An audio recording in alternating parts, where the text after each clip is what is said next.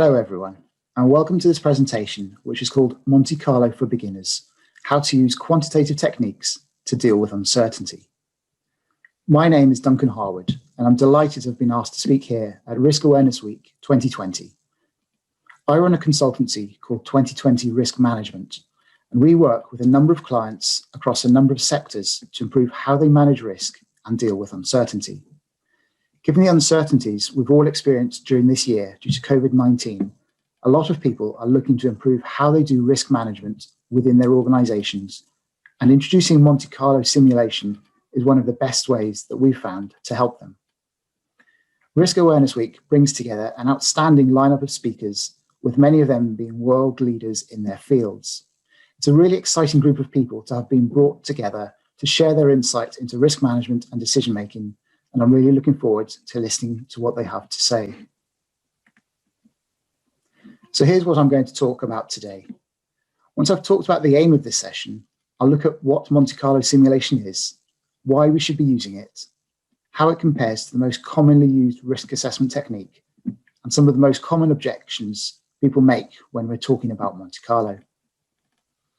I'll then spend a bit of time looking at a very simple example to show what it looks like in practice and how straightforward it can be to use. Once you've seen what it looks like, I'll mention a few other areas where it can be used to great effect and what part it might play when we consider the future of risk management and decision-making. If you have any questions or comments about anything I mention, then please do use the comment feature and I'll get back to you as soon as I can. If there's anything I cover that you want to go over again, just watch the replay and pause the video at the appropriate point.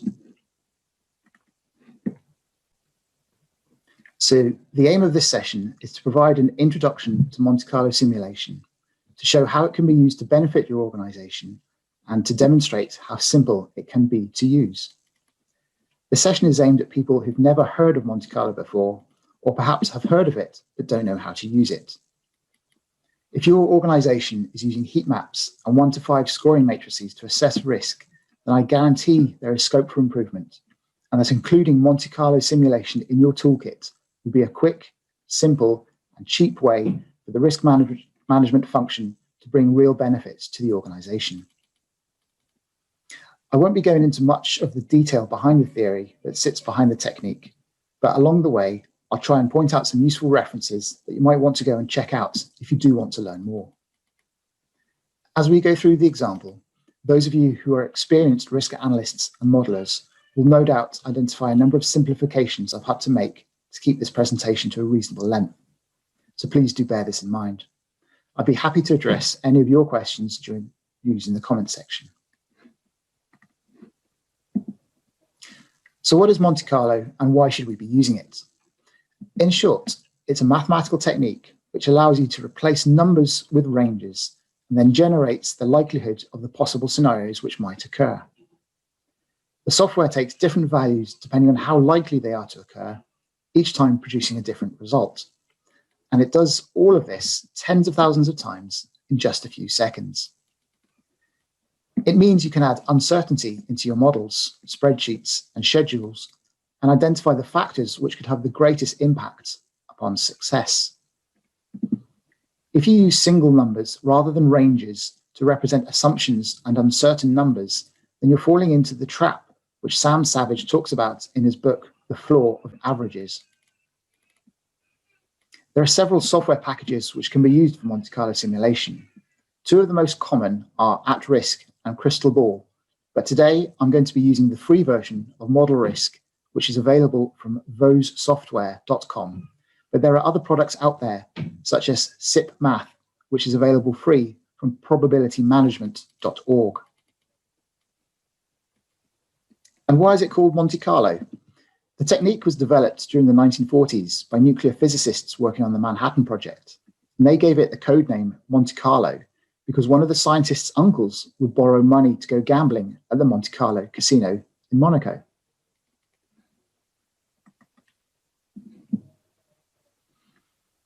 Many of you are probably familiar with using heat maps and matrices for risk assessment, but unfortunately, these have a number of significant flaws which make them quite unsuitable for use in risk management. and they can even be dangerous to your organization. If you're used to using heat maps like the one on the left for risk assessment, have you ever actually thought about the quality of the information that it tells you? Everything is arbitrary and subjective. There is no actionable information, and the output can't be used to help inform any meaningful decision-making. There is a wealth of peer-reviewed scientific evidence about the problems inherent in matrices and heat maps. And if you want to know more about these, then Doug Hubbard and Tony Cox have written a number of books on the subject. If you Google 13 reasons why heat maps must die, you'll see an excellent blog post which sums things up in a very easy to understand way. Looking at things from an organizational perspective, organizations don't set budgets or make decisions on the basis of colors or labels like high or orange.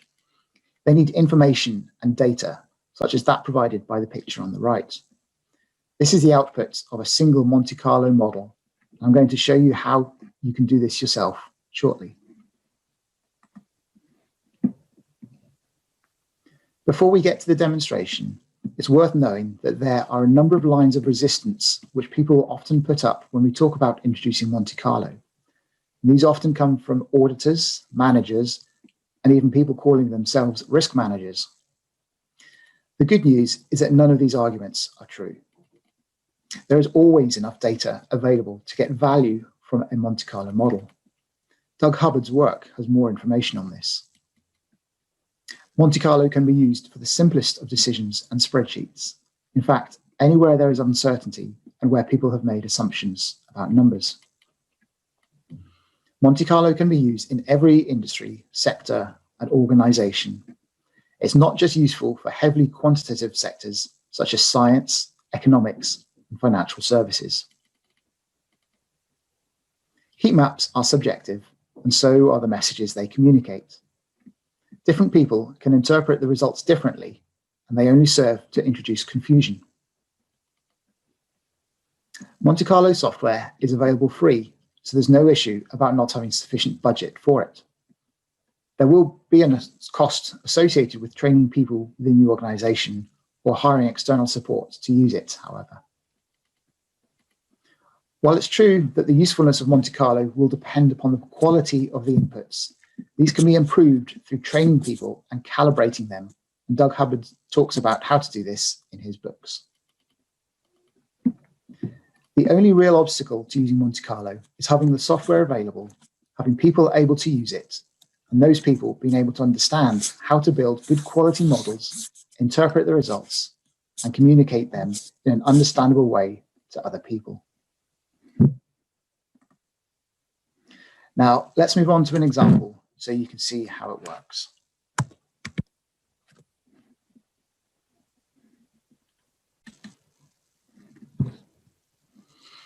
So what we've got here is a simple spreadsheet set up to model setting a budget for the next year for a fictitious company.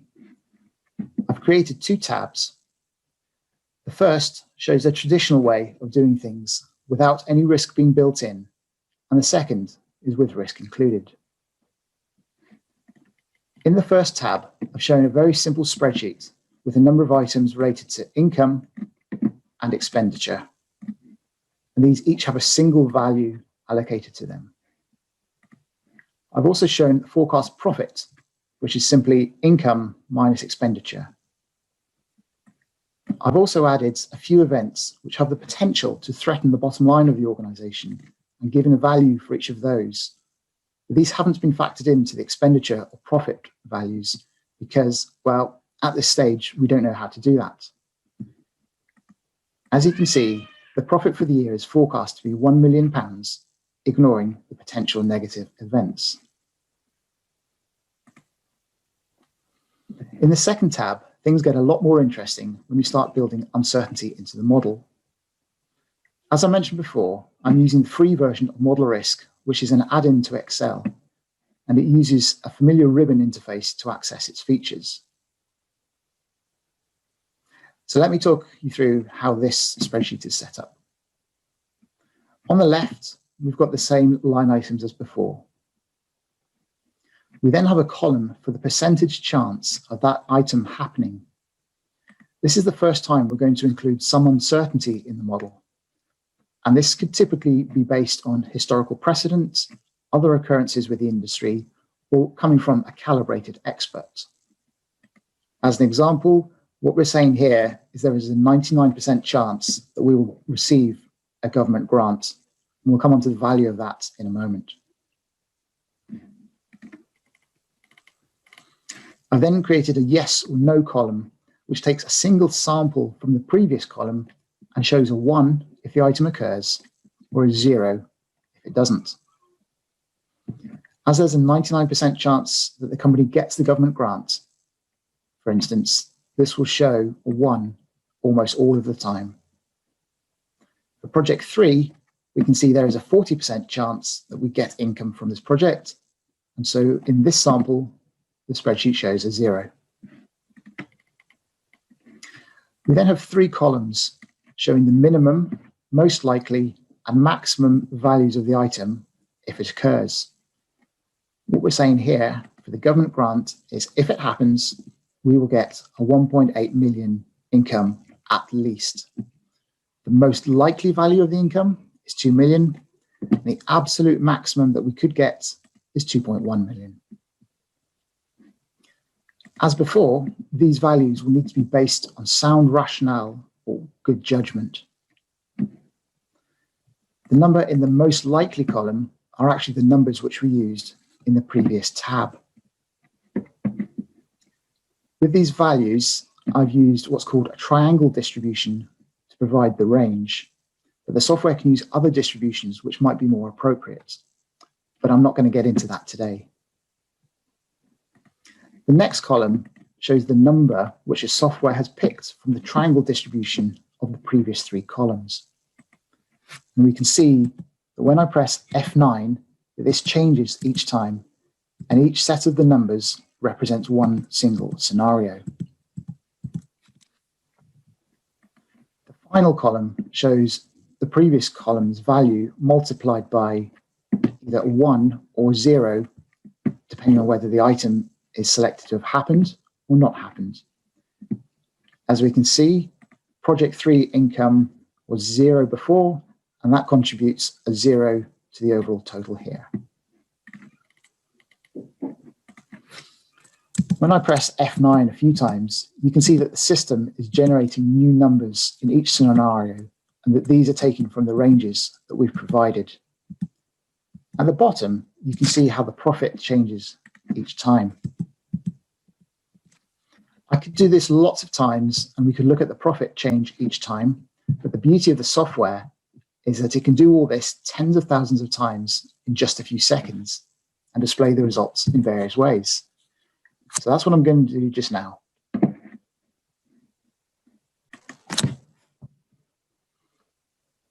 So I ran the software 10,000 times, and it took about 35 seconds to do that. And I've now chosen to show 3 different types of graphs to display the results. The histogram shows the total profit along the bottom and the associated probability of getting that profit on the y-axis. As you can see, the results are largely between minus 0.5 and plus 1.5 million. We can see that there is about a 20% chance of the profit being below 0, which means that there's a 20% chance we don't make any money. We can also see that there's about an 80% chance the profit will be above 1 million. And if we remember, 1 million was a number that the original unrisked spreadsheet told us would be the profit for the year. We can also see that there's a small chance of making a large loss of several £1 million. This is the sort of information which allows boards to make appropriate decisions and allocate resources effectively. If someone told you that there was a 1 in 5 chance that you make no money next year, how do you think that could change your planning? The software can also produce an S-curve or a cumulative plot, which shows the same information in a slightly different way. If you wanted to know the probability of achieving a particular profit, you could use either of these graph formats. If bonuses were being set at a particular level, it would be easy to see the probability of actually achieving that number from these graphs. And we can use sliders to see the value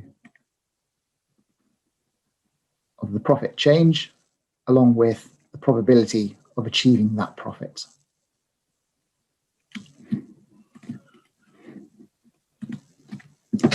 Another useful graph is a tornado plot, which shows the positive and negative effect that each item has upon the total profit.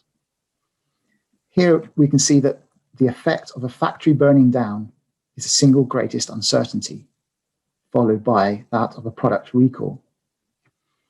This information could be used to justify decisions which address these events, such as upgrading the sprinkler system, whether to build a new factory, or whether to increase the level of insurance cover. These measures can all be costed and put through the model, leading to better informed decision-making and hopefully an improved bottom line. So that's all I plan to show in this very simple demonstration. Hopefully you will agree that the output of a Monte Carlo analysis is much better than that of a heat map in terms of being understandable, actionable, logical, and justifiable. There's obviously so much more that the software can do, and those of you who are experienced using Monte Carlo software will obviously have your own thoughts and preferences.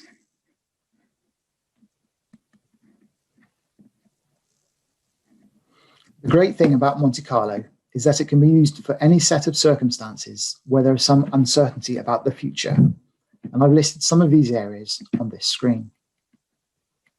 Project management is perhaps the most common place to find people using the technique, where cost and schedule risk analysis provide information about when a project is likely to be completed and how much it could end up costing.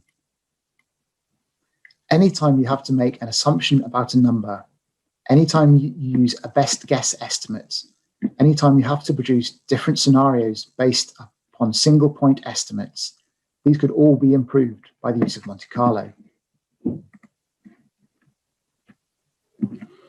Monte Carlo isn't a new technique. It's been used for over 70 years, but for various reasons, many organizations still aren't using it. Technological developments such as machine learning and AI are driving better decision-making, and the days of using subjective and arbitrary qualitative processes are surely numbered. The risk team should have the knowledge, skills, and competencies to influence decision-making at the highest levels, but they need to make the board understand what benefits they can bring. As data drives more decisions, boards and executives will need and expect robust, timely, actionable information, and risk managers will need to be able to do this rather than offering up colourful but ultimately pointless heat maps. Okay, so let's look at what we've covered today. In this presentation, which is aimed at people with little or no knowledge of Monte Carlo simulation, I've introduced the technique and shown how it can be used to deal with uncertainty and help people make better decisions. I've talked about how the technique is mathematically sound and aligns fully with the principles of risk management. I've talked about using heat maps and risk matrices for risk assessment and touched on some of the reasons why these should not be used. I've discussed some of the considerations for using Monte Carlo, including the need for good quality inputs and calibration training for people providing those inputs. And most importantly, I've shown how the outputs of Monte Carlo can be used to make decisions and justify recommendations to management and what that information looks like. We've covered a lot of ideas in a very short amount of time, but hopefully I've shown you that the benefits of using Monte Carlo are huge, especially if you're currently using things like heat maps to assess risk. For those of you who want to understand more about the technique, I also included a few helpful references along the way. If you'd like to learn more about introducing Monte Carlo at your organization, or if you have any other risk management requirements, please do get in touch and we'd be delighted to talk to you. I'm on LinkedIn, so do feel free to connect with me there if you haven't already. Thank you for listening. I've been Duncan Harwood, and I hope you enjoy the rest of Risk Awareness Week 2020.